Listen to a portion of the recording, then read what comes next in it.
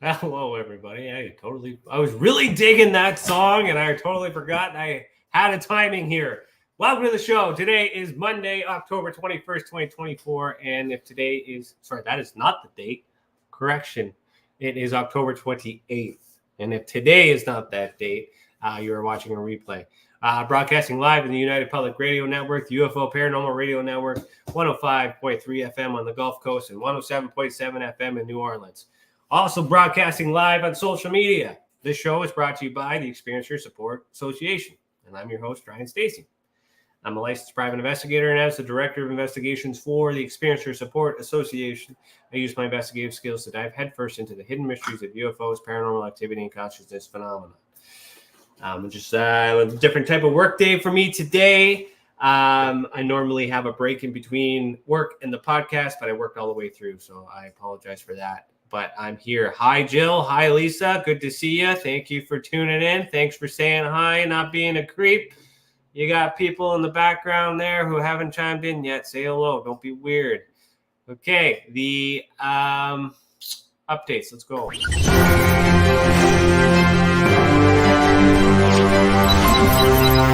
Tessa News and Updates. All right, so we got a lot of moving parts going on all over the place, and by we, I mean the many faces of me as a Gemini. I got a lot of things going on in my life these days, but a lot of people who are in the know that need to know are understanding that we're going through a bit of a corporation shift, and that is important. Why? Because it frees me up to do more time, frees me up to do the things that you all want me to do and all the things that you like to have. It's been stressing me out a lot because I'm a wanted man for many things. But what I've done as of today is I've officially switched seats. And what I'm hoping to do is that's going to free up more time within the next couple of weeks to make up for the lost time while I was too busy doing everything else to keep things running. So I really appreciate everybody who has been helping me in the background and doing all these magical things to keep things going while I figured stuff out. And I want to encourage everybody who understands my stress, or not encourage, or personally thank them talking me off the ledge, because I'll be completely honest with you. There's been times when I wanted to throw in the towel in order to just do what needs to be done, do this mission, do this spiritual thing, if you will. But with that comes responsibility and laws and bills and finances and all those other things. So for those of you who understand the corporate world.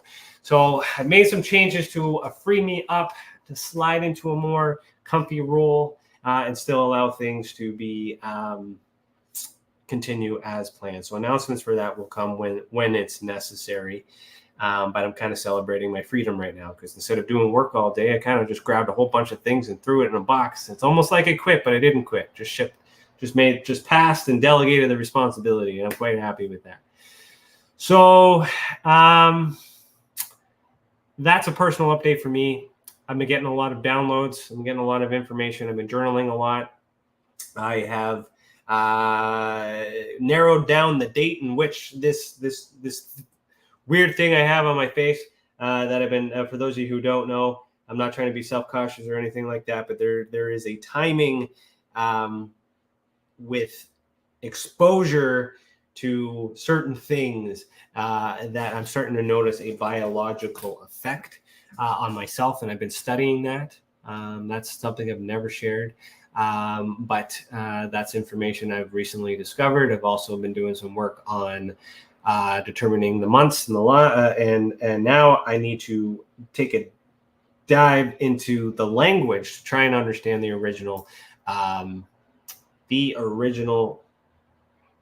characters, or alphabet, if you will, when it was translated from either cuneiform to hieroglyphs to the actual phonetic letters that we got from the Phoenicians, which were the Greek. So there's a lot of things that I've been trying to figure out the right place, the right time, the right lexicon, if you will. And then from there, I can be able to interpret a lot of these ancient texts and a lot of ancient things that kind of which is the foundation of a lot of these theories come from. Why is that important? It is important to understand the actual interpretation of some of these things, so that way I can look at the way it was communicated, get the facts to understand the broken telephone game that we're currently in, such as life. And that can be used for UFOs, that could be used for paranormal, that could be used for any theory, cryptids, even government stuff, history, things like that. So on that point, I will share I got my screen open here. Oh no, you can't see this. Awesome. I shared the wrong screen. Good thing. So I'm going to close this up here, and I'm going to get into Tessa specific updates. So let me get into this. I'm just going to change what I'm presenting here. Share screen, the whole window. Thank you. Done. So we do have a lot of projects in the works, but I've been bunged up trying to get all these things out of the way so I can work on these projects. And unfortunately, I have run out of time. I have a deadline this Saturday. I will be speaking at a conference. It is virtual. I'm still working out the featured article to announce that. The plan was to do that today. I may not be able to get it out today, but I definitely will get it out tomorrow, so that way Danny can talk about it on his podcast, Beyond the Tinfoil Hat. But yeah, I'm going to be doing a presentation. I'll let you know when and where. So check my Facebook for that and my socials, wherever you are. It will not be in this program. So Heed the World. Just find me on that on Facebook. I don't really use Instagram, but it's there. But it'll be there. So there'll be an announcement of some stuff. Daniela, thank you for tuning in. Hi. Thank you for saying hello. Anybody else out there want to say hi or got some questions, let me know. So that's in the works. And then next week's guest for the podcast is a big guest, because it's also a new member of Tessa that we haven't announced yet either, because I've been too busy doing this shift to free me up to do all these things and deliver on these promises. So it is coming, but it's a little bit delayed, but there are big things coming. All right, I feel like I'm doing a horoscope reading here. So there are things coming. I assure you there are changes. I just got to get back into the Tessa seat here, which I've been away for some time. And shout out to those who are taking the responsibility to keep things going the way that we need to go. So on the website, we did talk about updates to the timeline. I've been told that they're done. I just want to confirm.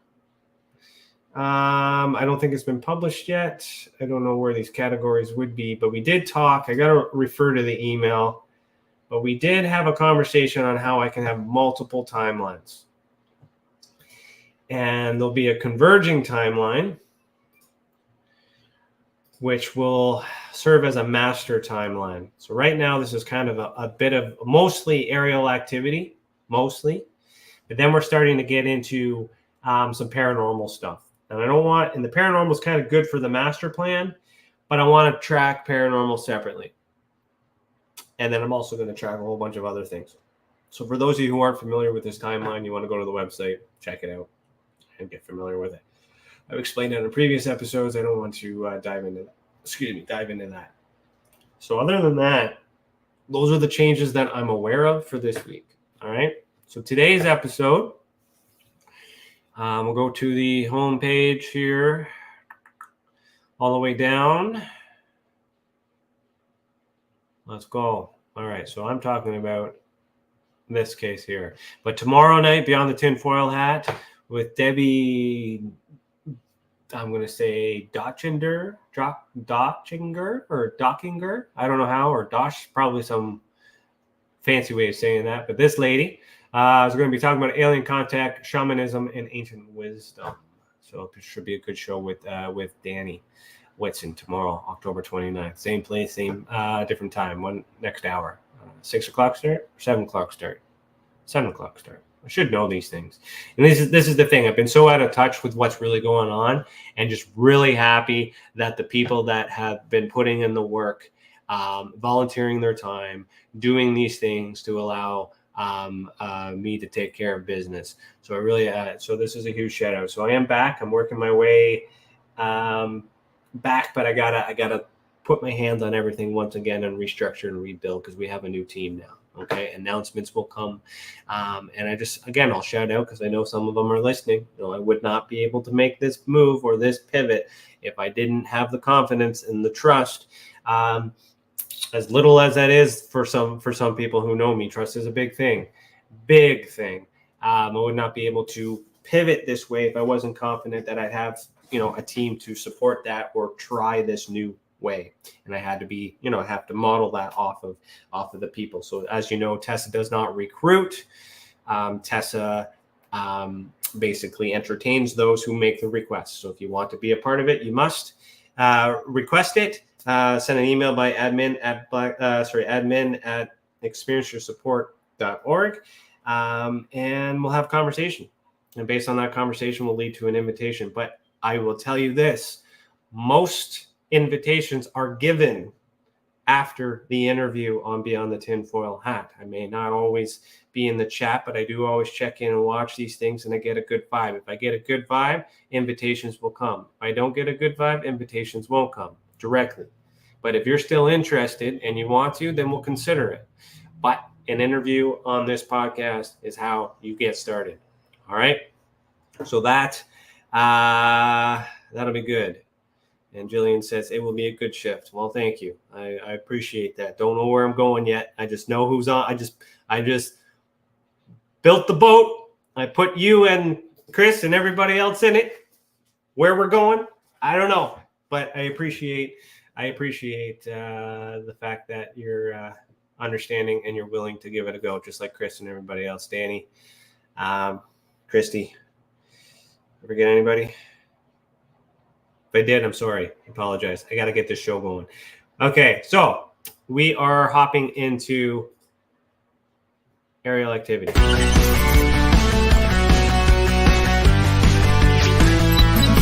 Aerial activity, sensory display. All right, and Coley, I see you. Weber, I see you. Thanks for the like. If you got any questions, I do remember seeing your comment about being a guest on a podcast. I don't know if you've sent the email to admin yet. If you haven't, send it. If you, admin will get to it once I give admin direction. Then we can get that part going. So I apologize for the delay. All right, many hats that this guy is wearing, and I just want to get back into the work. That's all I want to do. All right, Tessa is for everyone. But I'm tired of this boss stuff. I want to take a break for a little bit. But anyways, okay, aerial activity. Here we go. So you're going to go to the visual evidence database. And we are looking for aerial activity today. So I'm going to uncheck anything that's not relevant to help me find that. I do need to keep some of these cases up, though. So again, doing this for the benefit of new people joining the show. I apologize to those who have seen the show and might be wondering why I do this every time. But you never know who's watching. And if you're new, this is important. Okay, so aerial activities. Maybe I'll turn off these declassifications to narrow this down for a little bit. Number 14 is the one I'm looking for. Can't remember where it was. I think we started moving down, right? There it is. Right there. Got it. Okay, this one's going to take quite a bit, this one here. Going to take a bit of time. That one, if we have time, we'll do aerial activity, and then that we did crop circles. Okay, so this is where we are. All right, this guy here. Aerial activity. So let's get into that. Any questions, comments, concerns, anything? Nothing. All right. So aerial activity number 14, 2020. And it's actually kind of funny because this particular experiencer has just made a post because I've been following his work outside of what they do. Experiential support. Let me send this email. Come on now. Outside of what they actually do. I don't want to talk about it because I can't. I I got to change the subject because if I talk about what he's doing, then you might connect the dots with this. So anyways, there's an odd coincidence that the professional circle has I was actually going to do something on the professional side separate from this experiencer, and then now I'm actually working on his case or talking about his case. So that's just serendipitous for me. Okay, so aerial activity machine, Edmonton, Alberta, Canada, February 27th, 2020. This is a picture. Okay, this picture is part of a video. Okay, so we're going to get into a video here. This one's got a lot more information because I was able to do more work because there was enough data there.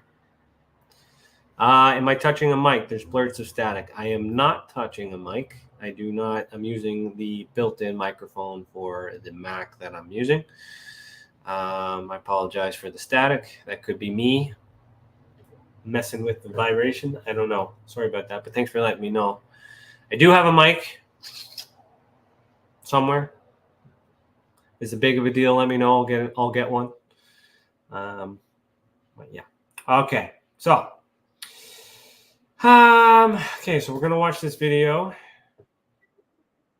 don't know if you hear the music, but I'll narrate it. On February 27, 2020, in Edmonton, Alberta, Canada, a witness had observed a low-flying object that did not look normal to him. If you guys are listening on radio, there's images here that you need to see. All right, audio is good. Carl McNeil, thank you for tuning in. Audio is good. Thank you. Thanks for watching. Danielle says, sounds good. And Jillian says it stopped. Okay, so maybe I was just getting a little too free with my personals there, and someone was cutting me out because I'm saying too much. Said too much. Okay, did not look normal to him. So here's the image here. Screenshot from the original drawing. Gotta zoom out here. Oops. All right. So the object moved slowly from left to right, had no sound, and according to our RPAS pilot, so we don't have one anymore, but we used to one. His name was what was his name? Stephen Coffey. So he took a look at this. He's an expert, drone expert. This object does not resemble a drone or conventional airplane. Okay, so we had him look at that. Jillian says, hi, Carl. Oh. Jillian, he's on Facebook. You're on YouTube, so you won't see your comment. So just so you know, Carl, if you know Jillian, she says hi. Okay, so here's a zoom up here. The object was seen by a second witness approximately 7 kilometers away. The object was seen turning vertical before disappearing behind a field 10 kilometers away from Canadian Forces Base, Edmonton. Yeah, this is a goodie. This is a goodie. All right, so we got a second witness, and it is near an old base. Well, it was near the old one before they moved the new one. All right. An ATIP has been requested, yada, yada, yada, yada. So 2020, right? So I will tell you that in my Canadian current event survey, which has been rebranded of the North, which is another thing I'm going to be able to do now that I have my free time. Well, once I get the team onboarded, is I'll continue these reports. This one's from 2020. This case is featured in it. In comparison to all the declassified documents. Actually, there it is right there. I just saw it on page 96 for those who have it, okay, on the 2020 version of this book, okay. Every year the data sets get compounded, okay, but the information, the breakdown of all the cases are new each year, okay. If you guys are interested, that 2020 and 2021 are out. I still have to do 22 and 23. It's been delayed because of COVID. The government has given me back most of the documents. I'm still waiting on one. And that, so I'm still waiting on that. That's the delay. Okay, it's 2024, almost 2025. I can't finish these reports if the government doesn't provide their information. So anyways, this case is that significant that it's in this book. Okay. You can get those on Amazon. Just search Ryan Stacey UFO. It'll come up. Actually, let me see. No, I can't do Amazon on here. You'll see my personals. Okay, so that's the end of it. So here's the witness statement from February 29th, 2020. Okay, so the report came in February 27th. Witness statement. Sorry, the event was on the 27th. We got the report on the 29th. So that's another thing too. It happened. We got video. We got government involvement, and we got information 2 days after it had happened. This is our unicorn in terms of reporting. Okay, and I just so happen to be freed up to be able to look into it. Again, I apologize that I've been away working on all the business stuff to keep everything going. All right, so my mom, English spelling, her boyfriend, and myself were leaving her house and heading west on 92nd Avenue. He reached 156th Street and was waiting on traffic to turn left. Okay, so who is he in this? So the boyfriend.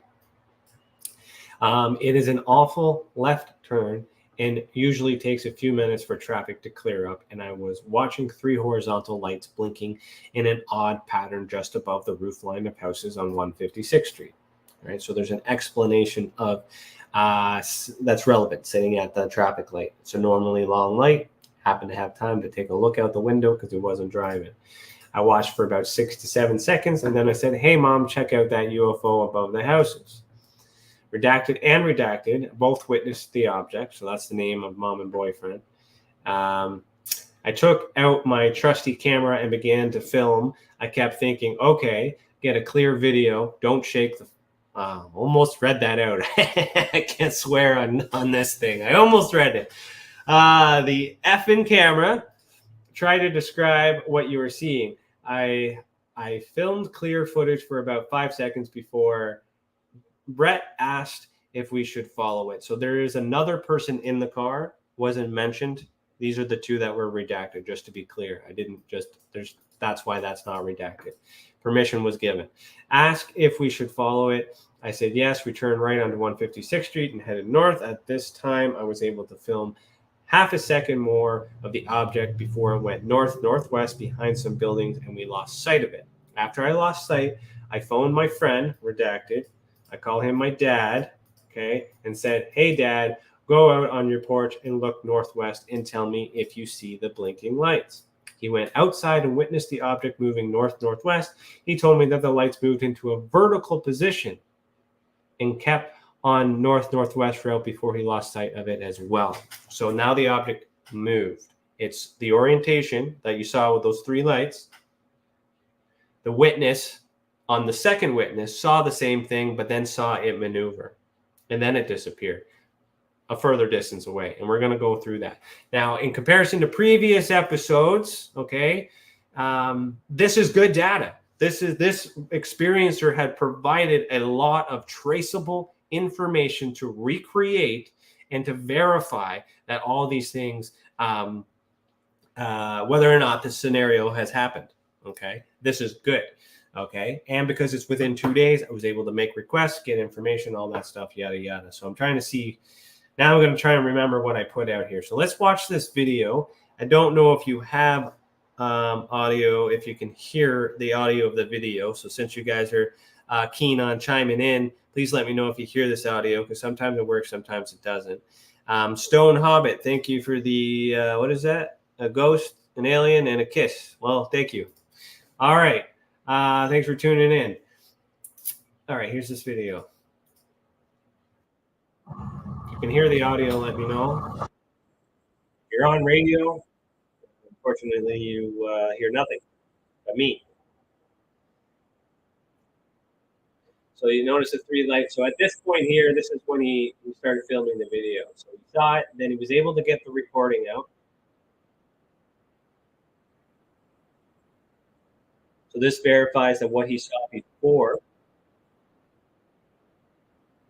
He thinks it's a blimp. I don't know if you guys can hear that, but that's what he said there.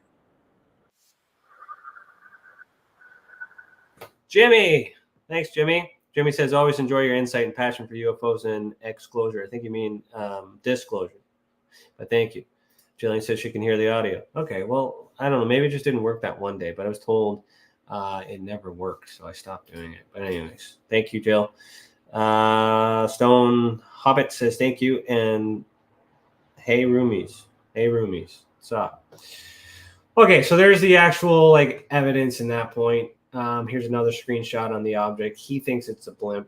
And it's good when we try to understand what the experiencer thinks it might be, because that's the first place we're going to look. Because if it's a blimp, it's likely a blimp, because maybe they know things about blimps. Maybe. Airships, things like that. Free energy. You know, they may not use them as much anymore, but they used to exist way back then. I mean, by way back then, I mean like Tartarian, ancient times, like old world, one world, all that time. I just heard blips. Yeah, okay, we'll do another test later, Jillian, and then with something that you actually need to hear. Okay, so this is a little bit of me showing some of the work that I've done. This is also something new on this program. I don't show my work very often because there was a time, let me be honest here. There was a time where, and there still is a time, especially in this UFO community, if it bleeds, it leads. Okay, there's a lot of clickbait out there, and there's a lot of journalists out there trying to put information out there so that way they can get their article and they get that ad revenue. There's a lot of competition in getting the message out. Where I have issues with that is that they're not caring about doing the work. They're rushing to get the story so that way they can get their bills paid. And there are a lot of people out there that that's the way it works. It's a custom. It's the tradition, but it's also the reason why we have these issues, these social issues. Part of my struggle with the business and things like that I mentioned earlier was that these are things that I have to do in order to do this. And I don't like doing all those things in order to do this, right? But I understand that it's something that needs to be done in this three-dimensional world so I can talk more than three dimensions here with my audience here. And but I got to do a lot of things to make the money come in so I can, yeah, that's essentially how it works. So the media game at this time, there was a lot of competition. I'm trying to get my name out there and trying to not get buried. But what has been happening is I would put stuff out there when I was starting, and then they would take my work and then they would publish it under their own, and I would not get any credibility. So then I had to balance this whole, like, am I doing it for my ego? Am I doing it for the people? Am I genuinely dealing with it? Or do I have real crooked people? So I was also spending a lot of time trying to understand the why and trying to also, work myself up and work myself down. And this is like a few years back. So I've worked through all of that trauma. But, it's hard to trust some of these circles when there's money involved. You get what I'm saying? So the fact that I'm showing some work here is a huge step, especially since I've been considering all those things at the time. So I just kind of wanted to share that just from context. Got some questions here. Jimmy says, you are like the Canadian version of Stanton Friedman, be a little thinner and a little less nuts. Well, that's like two truths and a lie. And maybe thinner, a little less nuts, that's debatable. But Stanton Friedman is Canadian, just so you know. So I'm not a Canadian version of him. He is Canadian. He did focus on Roswell, and that's what he's most known for.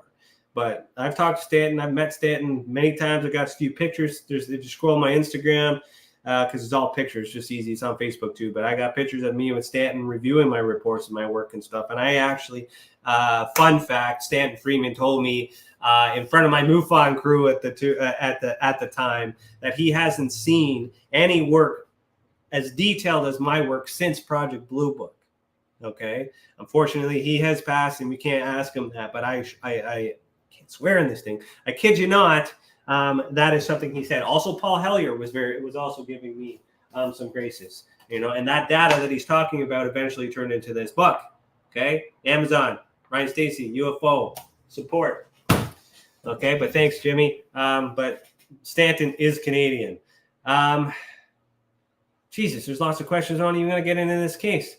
Okay, did you ask the experiencer if they felt strange then or afterwards? Were there noises? Did it look like drones and hologram? Blue beam always go with logical first. Okay, I'll get into the experience part when I go through this case. I'll tell you what I remember.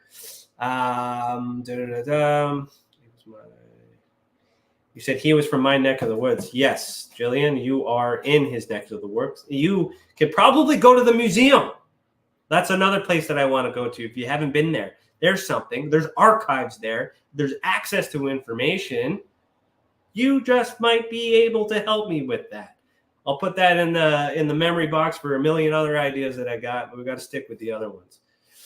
Any fellow vets in the chat? Well, I am you're talking about like government vets, Department of National Defense, because I'm a vet, and we'll go from there. But hello, who's lover? Hey, you were under a different name in the past. I remember this photo. Tell what was your name? Phoenix or something? Venus? Why'd you change your name? Anyways, clickbait almost dated his nephew. Oh, Jesus. You should have. You would have got secrets. Damn. Okay, let's get back to the case. And then keep this conversation going. I love this stuff, but let's... on any other episode, to be completely honest with you, I would just forget about the cases and have conversation. But this one, this one. All right, Kitty V. Okay, yes, a stalker. Okay, sorry about that.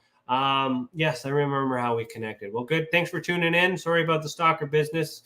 Yeah, that's not good. Okay. We'll talk about that in a minute. All right. So recreation. So here we are coming back to this case. This is Google Earth, I think I was using at that time. Yeah, this is Google Earth. So what I did here, just to demonstrate, this is where the original witness was.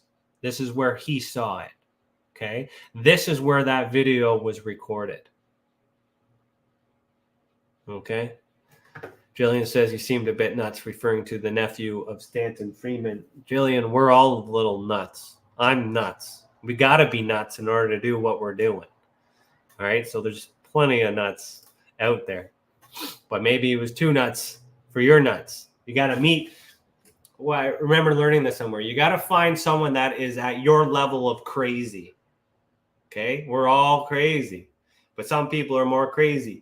And if they're not at your level of crazy, then that's, you get it? Get what I'm saying? Sure you know. Okay, so then here is the other friend, okay, that was able to witness it before it changed its orientation. All right, Danielle says the right level of crazy is hard to find. That is true. I found my crazy. Now I might be a little bit more crazy. So hopefully I'm not more crazy than her level of crazy. Okay, stalkers in prison. Good. Okay, so what you have here is actual data that shows where the person was located and where he saw the object. And you will notice that it is in line. There's a flight path here. Okay, there's a flight path here. This is not irregular. So this also suggests that this object is moving with purpose. So it could be a known object. It's obviously low enough that he was able to record it. It was also within this space that nobody else seemed to make a report, at least that we don't know of. We can compare our data to other people and all these other things. There's a place and a time for that. We can always compare our notes to others who ask. I don't have time to compare my work to others because I'm not entirely confident that they're going to do it the way that I do it. And it's not, we'll get into that. Jill, that's something you're going to figure out when we get into cases. So here's a little bit of trigonometry, a little bit of math, a little bit of calculations that I tried to do in order to get an estimate of how far back the objects were. Okay. This is a superimposed test. So, okay. Yeah, I remember what I was doing there. Okay. So there's the witness. Here's the stop sign, street light, the house, some trees, and the object. Okay. So in order for me to figure that out, okay? Because we have this stop sign, I have this house, I have the object. I had to look at it during the day, and I had to make some assumptions, okay? There's the average height of a lamppost, okay? The average height of a stop sign, the average height of a house, and then we can estimate where the line of sight, okay, which was taken from the camera, okay? These things can be figured out. I will teach you how to figure those out if you don't know on my Patreon, okay? If you want to join one of those tiers, because that's what that's there for. Or I'll include this in the course. But if you don't, if you already know how this is done, then you understand what I've done. So making these assumptions, I had to superimpose. So take a screenshot, find it on Google Earth, and try to line it all up to get this field of view or this trajectory. I wasn't able to do that with all the other cases because there is no video. There's no three-dimensional evidence, only two-dimensional evidence or fourth-dimensional evidence, stuff in the mind, okay, or drawings. So with the right amount of evidence, I can do the work that needs to be done. And I should have been able to explain this, but I haven't. Normally, when I have enough data like this, you will not see it on the website because I solved it. Does that make sense? So this is how I was able to kind of figure out the math. There's our light post, there's all this, there's the object. And then I'm assuming that the object is at least behind those trees because of the video. And when I edited the lighting and stuff, I could see that. Okay. So this object was at least 130 feet. No, sorry. I gotta look at my 13 feet wide, at least 13 feet wide. So it could be a drone. And the reason why I say at least is because anything beyond that, I don't have any object to reference. When we look out up at the stars, we don't know if that star is like here or up here in the grand vast of space. We just see it based on its brightness where it's at. We see a plane here, we see a satellite, because we know the satellites, let me change my screen hands a little bit better. So we know that drones fly here. We know that planes fly here. Drones aren't allowed to fly here. Sometimes they do because they're not supposed to, but sometimes they do. We also know that military flies up here. Okay. And then above that are satellites. And then above that is space, allegedly. Okay. There's a lot of things that there's a lot of depth there as well. But when we're looking at it on the surface from the bottom here, looking up, and we see these lights move around, we can't really tell when we're looking up from the bottom whether or not those two lights are at the same altitude. Yeah, same altitude. For all we know, they could be one could be another plane, another one could be a drone, or a plane and a satellite on their own orbits. And then it just appears as if they're playing with each other. And there's a way to solve that out with better data. But just so you know, that's a little bit of extra information to explain how I make the assumption that I know for sure, at a minimum, it's approximately 13 feet wide. But it could also be further away. But the way that the physics works on that, if this is 13 feet in width, that means that it's directly behind the trees, which is approximately 300 feet away from the experiencer, which isn't really far. But if it's bigger,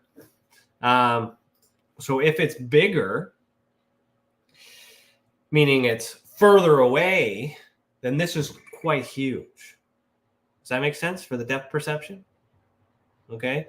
Flat earthers also use that argument to explain the way that the sun moves. So sun and perspective, flat earth. Okay, I'm aware of this theory.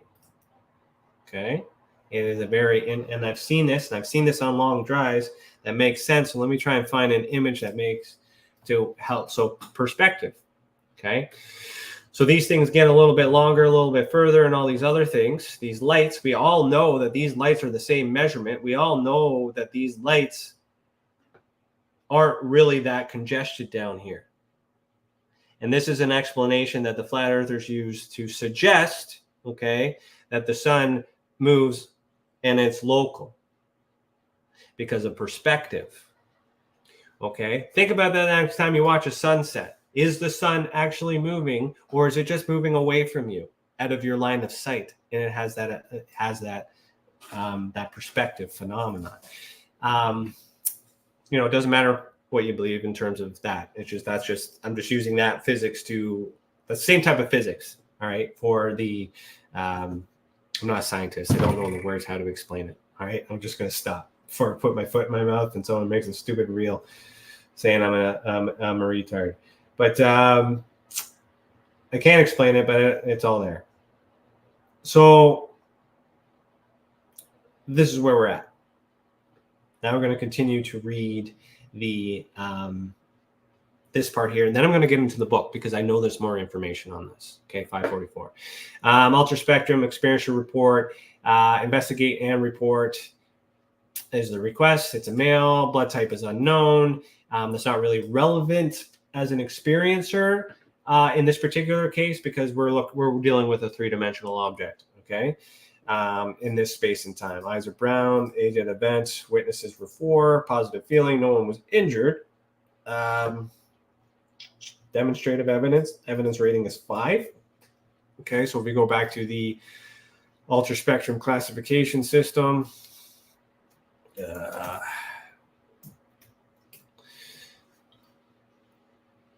And for those of you who don't know what this system is, this is the system I've created to make sense of all these things.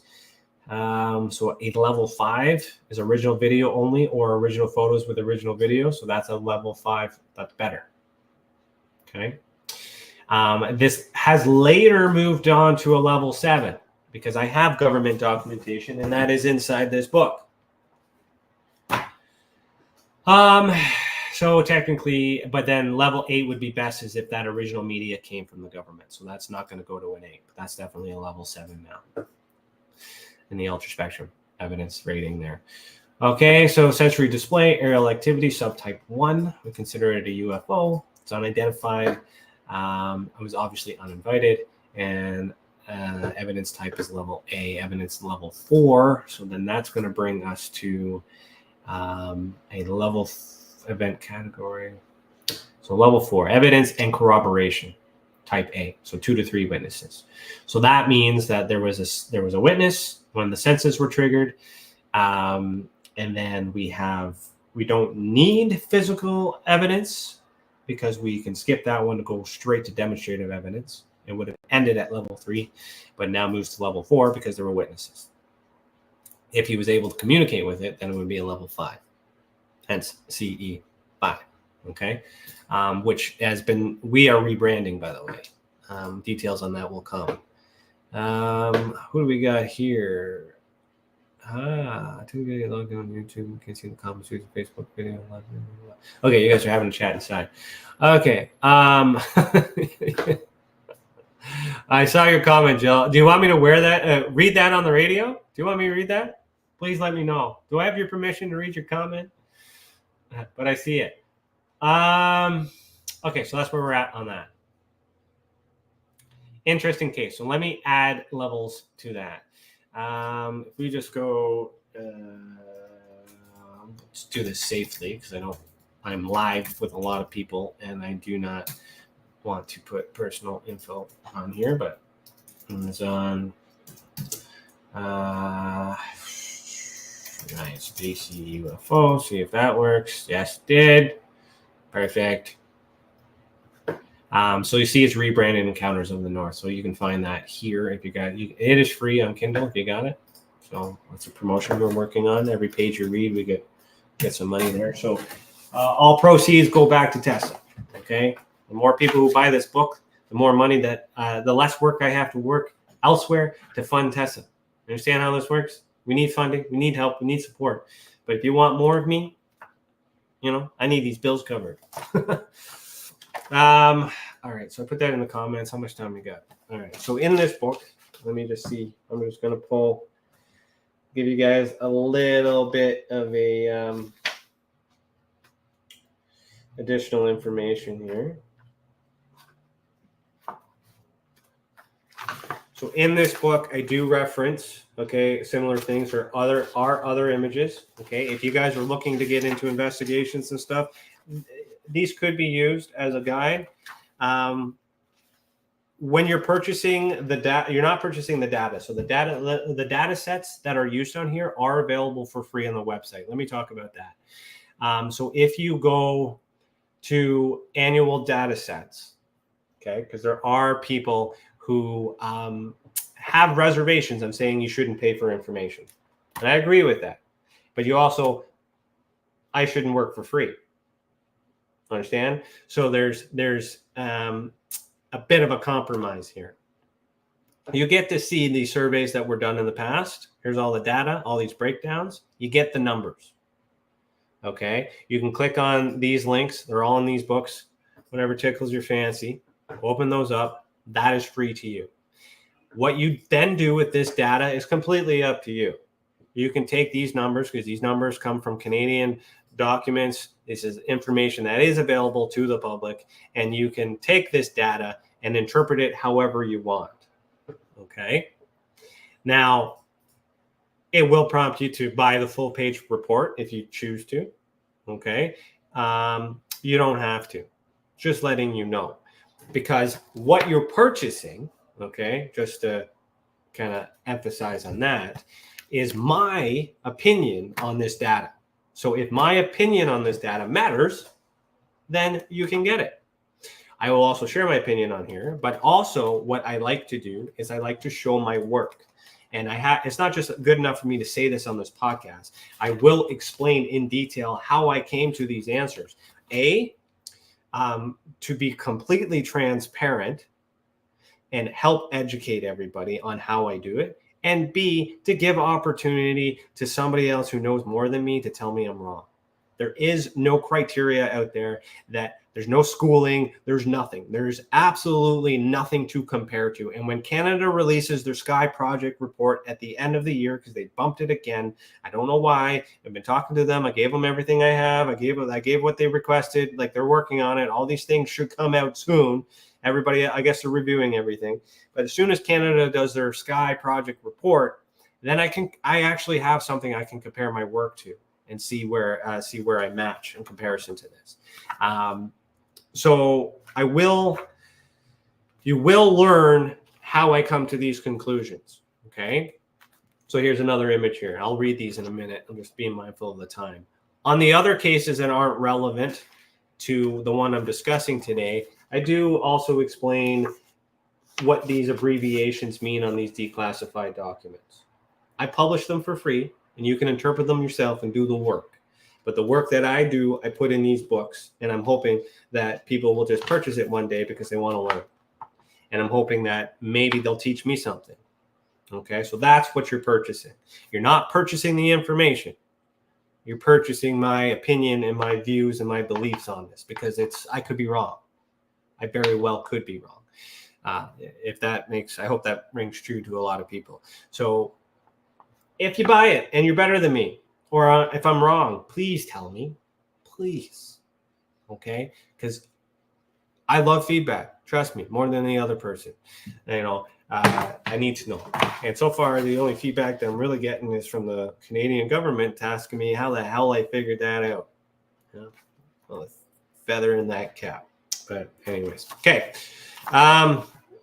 Let's go. So there's another image here. Okay, so this image, so I've explained in this. Let me see here. Video evidence, digital, no problem. Brightness and saturation have been adjusted for the image immediately above. I viewed the location during the day and was able to determine the approximate minimum distance that the object was from the witness at the time of the event. An example of this is below. So then there's a little bit of me figuring out the work. And then I was able to use a video to determine where the witness was standing during the filming of the video and the approximate altitude angle of the object. By averaging the standard sizes of the visible known objects, I could estimate the approximate length of the object to be 13 feet at the approximate minimum distance as depicted below. So I explained it in a whole bunch of fancy words. Below is a map that displays the location of both witnesses and locations. I've already done that. And assume the object continues along the path, yada, yada, yada. Where's the good stuff? Okay. So here is information you won't have, and I will read this out. I had learned that the particular air, so if I were to make assumptions that this craft were to continue its trajectory beyond what we showed there, okay, there is an Edmonton Municipal Airport there. That airport, so I learned that that particular airport had closed in 2013, and that it was previously used as the Royal Canadian Air Force Base for Edmonton, Alberta. So for those of you that are there, know where that is, and there's a reference in there. Assuming that this information was accurate, because it's coming from the witness, I continued the path until I reached the next port in the new location of Canadian Forces Bases, Edmonton. So for those of you who know the area, where the object disappeared was over the old retired base. But if you continue the trajectory, it will eventually land in the new Air Force Base. That's along the same flight path. What makes it suspicious is where it's unclear on which port it landed at, because that other one's supposed to be out of commission, but it's not. Okay, think about that. Those are circumstantial evidence that gets more explained here in this book. But I have completed an access to information request to the appropriate department. I specifically asked if anything was on their radar. After a thorough investigation, I received a letter indicating that they had no documented record of any event on this date and time. I completed a second request with an expanded radius, which yielded the same result. I had completed a third request with an even more expanded radius, which yielded the same result. So I kept appealing. After receiving the third response indicating that they have found no record, I communicated with the task advisor and asked how I could clarify the object videotaped. Because I have evidence of a video of an object going over their airbase. You understand that, right? So how can the government have no record of it, but yet civilian has evidence of it moving in that trajectory? So either the object wasn't seen by the government, it didn't appear on the radar, or the government's lying about it. Okay? Don't know. So she directed me to submit a public inquiry to the Department of National Defense. I've done that. She also stated that we are not saying the event did not take place. We are simply saying that we do not have record. So that could mean that it's not a threat. It could be a blimp. It could be a drone. It could be a non-issue. Just because they don't have record of it might indicate that they understand what it is and it's not a threat to them, and that's okay. But we can't speculate on that. We can't make those types of assumptions. At the time of the writing, I've yet to receive a response. I looked into the possibility of the object being a blimp. However, according to the image below, the orientation of the navigational lights do not appear to resemble. So then there's an example to explain that work. The speed and national. So a quote from SkyTech UAV Area Media. So you get a quote from your experts. Okay, you may be, as an investigator, I understand what evidence I need. I just can't comment on it. I need expert statements to verify my theories. So the speed and navigational lights do not support the evidence of a standard aircraft. There was no audible noise from the unknown object. This could have been due to the engine noise of the reporting vehicle in local traffic. To suggest that several drones could be feasible and reported altitude is within the drone range with an apparent height and speed. So I shared this video and reported evidence with our evidence review team. Team Iridu, that's another project that's coming back. No one within that investigative unit, so my field investigating unit team, including our drone specialist, was able to explain the object. So then I classified it as unidentified as a CEA, close experience. Level A with level 4 evidence considered the event to be a sensory display with the category type of aerial activity. So that's how I ended that case. There's a little bit more information. Okay, what you're getting in here is a detailed explanation onto how I come to these results. I want to eventually teach you guys how to do these things. I used to be the director of training and field investigator training for MoveOn. I wrote the second manual to replace the MoveOn manual that they're using right now. I just haven't published it yet under Tessa. I have a manual. I have the means to do that. I just don't have the time. And I also don't, because I don't have the people. There's a supply and there's more demand than supply. Okay. When I originally had this idea and stuff like this, it wasn't mine. For those who know, who've been following me for a while, it's an experience that I had, and I've been working on it, and I've been evolving, and I've been trying to accept and come forward in a way that's not going to jeopardize my company. All right. I'm speaking a little bit freely here, and I will speak more freely in future days when I am confident that when I tell you all these things that I have experienced, that my clients who might also be enjoying this don't resend on their contracts. So there is a real, stress there in the working world that a lot of people have. But I have to break that mold, and I have to do that. And there are ways to do that. And I'm almost there. Almost there. So I'll leave it at that. The show is over. Let me get to these comments, and then I'll end the show.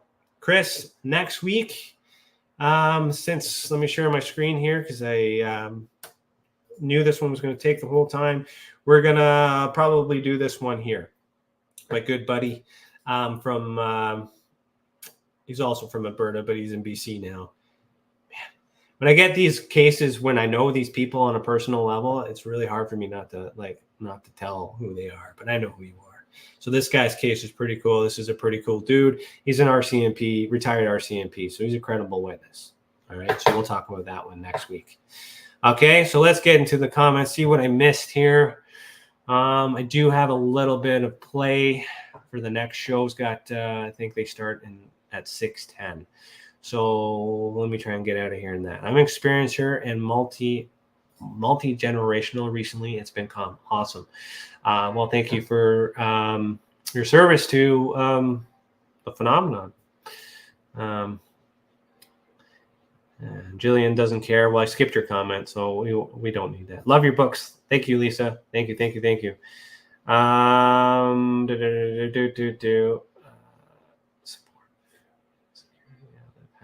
Support. Okay, a lot of you guys are just talking to each other, so I don't really need to address any of these comments. Daniela says, good one. I enjoyed watching as always. No problem.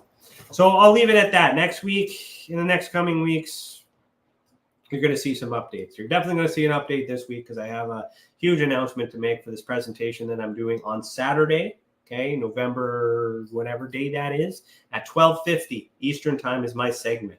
But the whole show goes for the whole day. Okay, there's a conference. I just got to figure out whose conference it is because I agreed to do this. I just got my schedule. I don't remember who it is, so I gotta figure that out. Make my announcement, let you guys know, and then hopefully you can tune in on Saturday. And then on Monday we'll do that podcast, and then on Tuesday will be another announcement. So if I do not get the time to do the written work announcement because of all of this transition stuff, that episode will be the announcement. Okay? So we will figure that out and we will talk about it and we will announce it then. So next Tuesday will also be a huge announcement in retrospect to all of these things that we've been working on. So I do apologize to experiencers. I haven't got your cases done and all these things on the website. There's a lot of moving parts to do it the way that I want it. And I finally figured out a way to do it. And I've been looking for a team. So we're adding a third to the operation program. If we need to add a fourth, we'll add a fourth. But right now we're pretty darn sure that we need a third. And we finally got it. So we're gonna see how far that third can share the load. And if the three of us can do it, then great. And if not, we'll add a fourth, right? That's operational, okay? You can still join Tessa and be a member and create content. You can be a writer, you can be a podcaster, you can be You can be a support. You can help with things. You can merchandiser. There's a lot of things that Tessa can do for you as an individual if you want to be a part of the team. The team that I'm talking about and referring to are the people that work behind the scenes to make these things possible. All right. I did not set up this podcast. Chris did. And in order to make this possible, I have to train him. I have to coach him. I have to pay for the software and all these other things. I got to do all these moving parts just to sit here and have this conversation. Right. And it's great that I'm able to do that, but I'm also reliable on Chris. Chris needs a backup, and then that backup is going to need a backup, and all these backups are going to be needed. But how do we recruit when it's a volunteer organization? Right. You understand the situation I'm in? So I'm going to put this out there that the more help we have, the faster the progress will be. If you're not in a rush, then fine. I'm going to take my sweet time with your cases because I got other things that I have to do. But if you are in a rush, then help. And if you don't know how to help, just say, hey, I'm willing to help. These are my skills. We'll find something for you. All right. So I'll leave it at that. And what do you see here? There's no chance of on Earth anything is anomalous. Yes, heed the world. Thank you, Lisa. I'm sharing my adventures. Got to. Okay, yeah. Again, talking to yourselves, which is okay. This is great. I don't need to respond. Thank you all for tuning in to this episode of The Skeptical Sleuth, broadcasting live on United Public Radio Network, the UFO Paranormal Radio Network, 105.3 FM on the Gulf Coast of 107.7 in New Orleans. Also broadcasting on social media, and this show is brought to you by the Experiencer Support Association. Remember, as we said, okay, heavy episode. Have a good week. MB Costigan, thank you for the like. Thank you, everybody else, for tuning in. I didn't say hello. Sorry. I'll get you next time. Where am I at? Yeah, one lie is enough to question all truths. That's where we're at. Okay, thanks for watching. Keep your eyes in the sky. And as always, as Lisa said it for me, be the world. Peace. If you want to really, really find out about Ryan, ask him about all his work and UFOs in Ontario. Ryan is one of Canada's leading new UFO investigators. He conducts and oversees UFO investigations on a constant basis. He's compiled a tremendous amount of data regarding UFOs in Canada. I have used his research extensively. He's much more than a one-dimensional character. He's an authority on UFOs and investigating them, Meg. Wow! Really goes over how UFO investigations are done and what are some of the mistakes that people make when they submit evidence. For starters, don't edit your videos or photos before you send them. He would come out with an annual report on not only the number of sightings, but how many were unexplained, unknown, or just, nothing could be said. What caused it? If you want to hear more follow-up conversation between Ryan and myself, you can go to richardolanmembers.com, where we have a candid conversation on ufology, the paranormal, and more. And remember, while we learn and grow and search for the truth, let's be good to each other.